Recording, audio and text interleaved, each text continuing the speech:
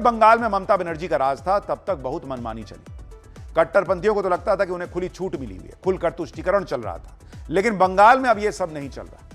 तुष्टीकरण का खेल बंद हो गया है। लॉ एंड ऑर्डर के सामने किसी की मनमानी नहीं चल रही। ऐसे तगड़े एक्शन हो रहे हैं कि सालों तक तुष्टीकरण में पलने वाले अब बाप बाप चिल्ला रहे हैं। करीब 3 महीने पहले इसी साल 9 मई को शुवेंदु अधिकारी ने बंगाल के पहले बीजेपी सरकार के मुख्यमंत्री के तौर पर शपथ ली और 3 महीने के अंदर ऐसा क्या क्या कर दिया कि जिससे बंगाल में हड़कंप मच गया, आपको देखना चाहिए। गो हत्या पर उन्होंने सख्ती दिखाई। सड़क पर नमाज नहीं पढ़ सकते, क्लियर कर दिया। खुले में कुर्बानी नहीं होगी। तलवार मुक्त मुहर्रम होगा। लिस्ट से फर्जी ओबीसी का सफाया कर दिया और अब लाउड स्पीकर पर एक्शन कर दिया। अच्छा, ऐसा भी नहीं है कि इन फैसलों को लागू करने के लिए बंगाल की शुवेंदु सरकार ने कोई नया कानून बना दिया। ये सारे एक्शन मौजूदा कानून और कोर्ट के आदेश के तहत हो रहे हैं, यानी पहले भी हो सकते थे, लेकिन किया नहीं गया। और अब जब हो रहा है तो एक इकोसिस्टम बवाल काट रहा है। ऐसा ही बवाल खड़ा करने की कोशिश शुवेंदु सरकार के लेटेस्ट फैसले पर भी हो रही है। बंगाल के धार्मिक स्थलों से लाउडस्पीकर हट रहे हैं। गौर करने वाली बात है कि लाउडस्पीकर सभी धार्मिक स्थलों से हट रहे हैं, लेकिन हवा बना दिया गया है कि मस्जिदों से ही खाली हट रहे हैं, मुसलमान खतरे में। पाठशाला में आज आपको दिखाऊंगा कि बंगाल के मस्जिदों से अगर लाउडस्पीकर उतर गए तो किस किस ने गदर मचा दिया है और क्या क्या बंगाल में हो रहा है। लेकिन पहले एक झलक।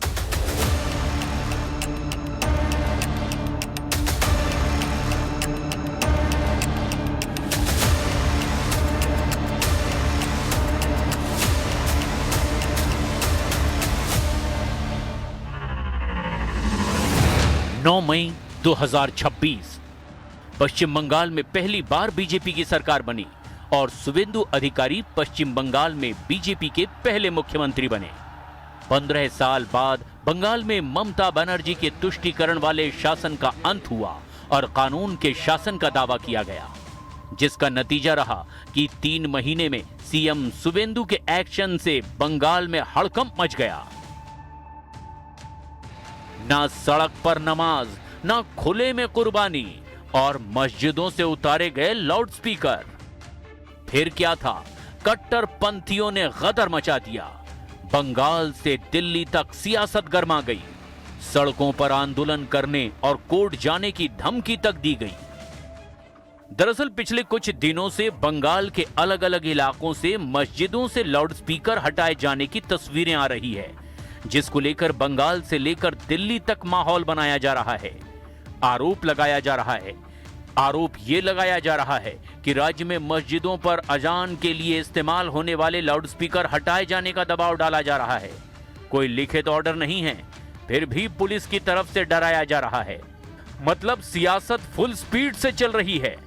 ऐसे में लाउडस्पीकर पर शुरू हुआ विवाद, सियासत और उस पर खड़े होते सवालों को समझना भी जरूरी है। सवाल यह है कि बंगाल में मस्जिदों से लाउडस्पीकर क्यों उतारे गए, मस्जिदों से कितने लाउडस्पीकर हटाए गए, मंदिरों पर भी कार्रवाई हुई या नहीं, लाउडस्पीकर पर कानून आखिर क्या कहता है, और सबसे बड़ा सवाल, क्या शुवेंदु सरकार ने कोई नया कानून बनाया है? एक एक करके इन सवालों के जवाब भी समझिए। पहले यह देखिए कि बंगाल सरकार के लाउडस्पीकर हटाने से के जिस फैसले पर माहौल बनाने की कोशिश हो रही है, वो फैसला है क्या? शुवेंदु सरकार ने पहली कैबिनेट बैठक में धार्मिक स्थलों पर कोर्ट की तरफ से तय ध्वनि प्रदूषण के नियमों को सख्ती से लागू करने का फैसला किया। इसके तहत दिन के वक्त रिहायशी इलाकों में लाउडस्पीकर से 55 डेसिबल से ज्यादा तेज आवाज नहीं होनी चाहिए, जबकि रात के वक्त यह आवाज 45 डेसिबल से ज्यादा नहीं हो सकती। और पश्चिम बंगाल प्रदूषण नियंत्रण बोर्ड की तरफ से इसी आधार पर लाउडस्पीकर हटाने के नोटिस जारी किए गए। मतलब यह एक्शन किसी नए सिस्टम का हिस्सा नहीं है, बल्कि पहले से मौजूद नियमों का सख्ती से पालन सुनिश्चित करना है। और यह एक्शन सभी धार्मिक स्थलों पर हो रहा है। इसलिए बंगाल में कई मस्जिदों और मंदिरों में भी बिना किसी दबाव के खुद ही पहल करते हुए तेज आवाज वाले लाउडस्पीकर हटा दिए। लेकिन जिनको बवाल काटना है, नैरेटिव सेट करना है, वो कह रहे हैं कि मुसलमानों पर एक्शन हो रहा है। आप देखिए कितने धार्मिक स्थलों से लाउडस्पीकर हटे हैं, आपको पता चल जाएगा कि क्या हो रहा है। बंगाल, वहां की खबर बता रहा हूं। लाउडस्पीकर जो हट रहे हैं, अगर आप देखेंगे तो कितने हटे, कुल कितने हटे? कुल हटे 5,299 लाउड स्पीकर हटाए गए। इसमें से मंदिर से कितने हटे? मंदिर से हटे 1,096 और मस्जिद से कितने हटे? मस्जिद से हटे 4,203। यानी मंदिर से भी हट रहे हैं, मस्जिद से भी हट रहे हैं, जहां ज्यादा है वहां से ज्यादा हट रहे हैं, जहां कम है वहां से कम हट रहे हैं। तुष्टीकरण, देश तो बर्बाद करो और पश्चिम बंगाल को ग्रेटर बांग्लादेश बना दो। भाई देश बर्बाद हो जाएगा, बंगाल खत्म हो रहा है, इसको सपोर्ट करना, ममता बनर्जी को सपोर्ट करना और मोहम्मद अली जिन्ना का सपना पूरा करना, ये दो एक ही बात ही था। यानी मंदिर हो या मस्जिद हो या फिर कोई दूसरा धार्मिक स्थल ही क्यों ना हो, अगर लाउडस्पीकर तय सीमा से ज्यादा आवाज करता हुआ पाया गया तो कार्रवाई होगी। मतलब कागज पर नियम कोई नया नहीं है, ये पहले से तय है, लेकिन इस बार नियम कानून कायदे के इम्प्लीमेंटेशन का तरीका ज्यादा सख्त दिखाई दिया, जिसकी वजह से मामला मस्जिदों तक पहुंचा और तुष्टीकरण वाली सियासत फिर तेज हो गई। इससे पहले जब सरकार पहले आए थे तो हम लोग को साउंड कंट्रोल करने के लिए बोला था, उसी टाइम में हम साउंड कंट्रोल कर लिया। फिर 5 तारीख या 4 तारीख से फिर दूसरे थाना में देख रहे हैं कि मस्जिद से चौक खोलने का उसका हुक्म आ रहा है। तो मगर हमारे मस्जिद में अब तक ऐसे कोई नहीं हुआ है, थाना से बुलाया भी नहीं, थाना से कोई खबर भी नहीं है। तो चौक अभी लगा हुआ है मगर हम चौक बजाते ही नहीं, बॉक्स से अंदर ही हम आवाज़ देते हैं, अजान वगैरह जो कुछ होता है बॉक्स में ही होता है।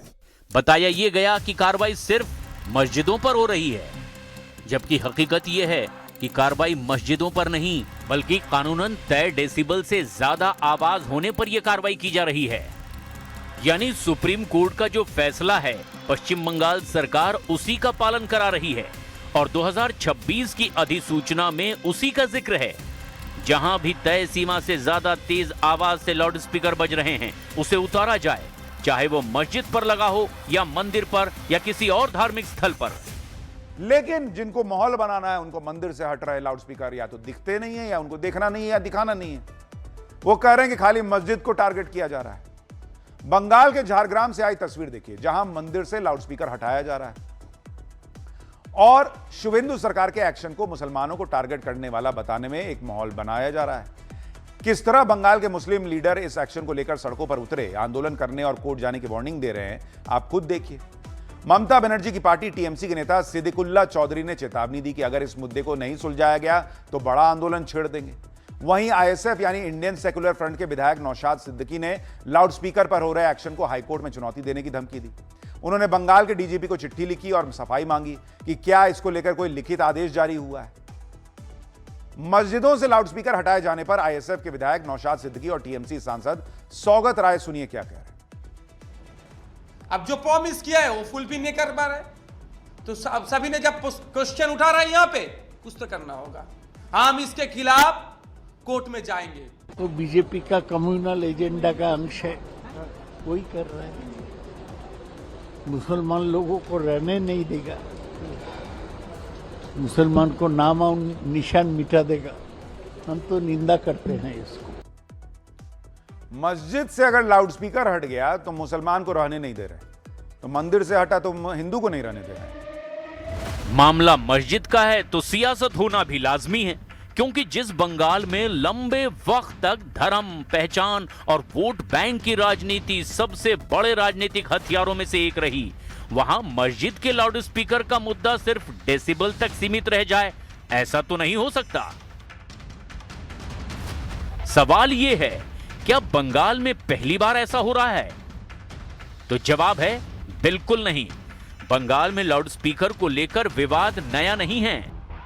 इसी साल मई के महीने में आसनसोल में मस्जिद के लाउडस्पीकर की आवाज कम कराने को लेकर विवाद इतना बढ़ा कि पुलिस चौकी पर पथराव और तोड़फोड़ तक की गई।